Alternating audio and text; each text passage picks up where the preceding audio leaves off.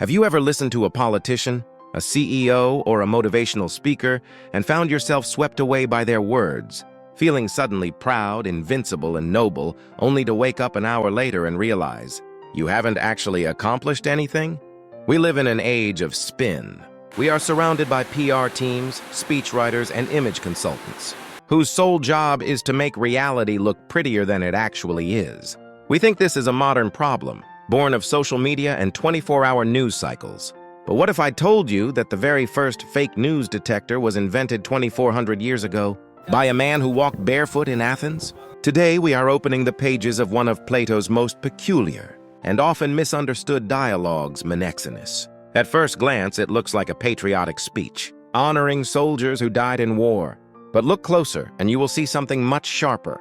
It is a biting satire, a masterclass in irony, and a warning about the drug-like power of flattery. Socrates isn't just giving a speech here.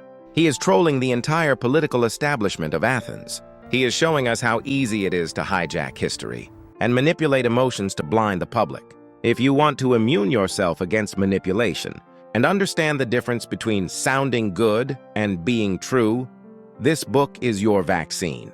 The dialogue begins with Socrates meeting a young man named Menexenus, who is obsessed with political speeches. Socrates, in a mood of playful sarcasm, claims he knows a great funeral oration. But here is the twist, he says. The speech was written not by a great male statesman, but by a woman, Aspasia, the brilliant partner of Pericles. Socrates then recites this speech, which glorifies Athens to an absurd degree. It paints every defeat as a victory, every mistake as a strategy, and every flaw as a virtue. The core message of Menexenus is the danger of national narcissism and the seductive power of rhetoric. Socrates is demonstrating that if you flatter people enough, you can make them believe anything. By praising the Athenians to the Athenians, the speaker makes them feel like gods. But this feeling is an illusion. The core philosophy here is that uncritical patriotism is a form of sleepwalking. When we allow beautiful words to replace hard truths, we lose our grip on reality. Plato is teaching us that history is often just a story written by the winners, or in this case, the survivors who want to feel good about themselves. The book forces us to ask, are we loving our country or our company or our family for what it truly is, or for the fantasy version we have been sold? Let's break this down into 3 profound insights that will sharpen your critical thinking. Insight number 1, the Instagram filter of history. In the speech Socrates recites, he rewrites the history of Athens. He glosses over their brutal, imperialistic wars and frames them as defending the weak. He describes terrible losses as bad luck or mutual withdrawals. It is historical revisionism at its finest. This is the ancient equivalent of an Instagram filter. We do this in our own lives. We edit our memories to make ourselves the hero of every story. We tell ourselves we didn't fail, we pivoted. We didn't get fired, we moved on. While this protects our ego, it prevents growth. The insight here is comforting lies are the enemy of progress. If you sanitize your past, you cannot learn from it. True strength comes from looking at the ugly parts of your history, national or personal, and accepting them without the filter. Insight number 2, the ghostwriter behind the curtain. The fact that Socrates attributes this speech to Aspasia, a woman, a foreigner, and a non-citizen is a massive philosophical bomb. In ancient Athens, women were excluded from politics. By saying the greatest speech comes from a woman, Plato is mocking the male politicians who take credit for words they didn't write. This holds a deep insight for us. Authority is often a performance. We see the suit, the podium, and the confidence, and we assume competence. But often, the person speaking is just an actor, reading a script written by someone else. Plato urges us to separate the speaker from the source. Don't be dazzled by the delivery. Ask, who actually wrote this script? What is the agenda behind these words?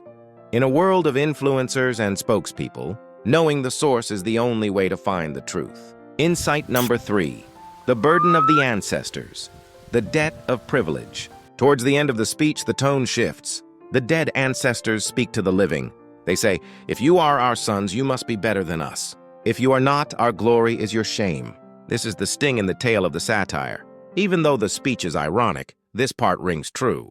The insight is that heritage is not a cushion, it is a challenge. We often use our background, our prestigious university, our successful parents, our nation's history as a badge of honor that we didn't earn. We think, I am great because I come from greatness. Plato flips this. He says that if you have a great background, you have a debt to pay. Your privilege makes your mediocrity inexcusable. If you rely solely on the reputation of those who came before you, you are not honoring them. You are disgracing them. You must earn your own name. So, how do we apply this satire to our modern reality tomorrow? First, audit the eulogies in your life.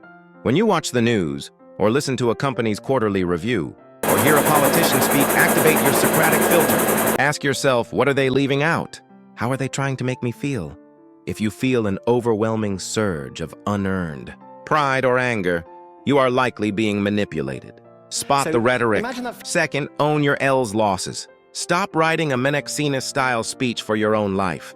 If you failed, admit it was a failure. Don't spin it into a strategic victory. Be honest about your history. That honesty is the only foundation upon which you can build a real future. Finally, pay your debt. If you are lucky enough to have advantages, whether it's where you were born, the education you received, or the network you have, stop using it as a status symbol. Use it as a tool to do work. Don't let your ancestors' glory be the only interesting thing about you. The dialogue ends with Menexenus being charmed by the speech, potentially missing the joke entirely. Don't be Menexenus. Be the one who sees the strings.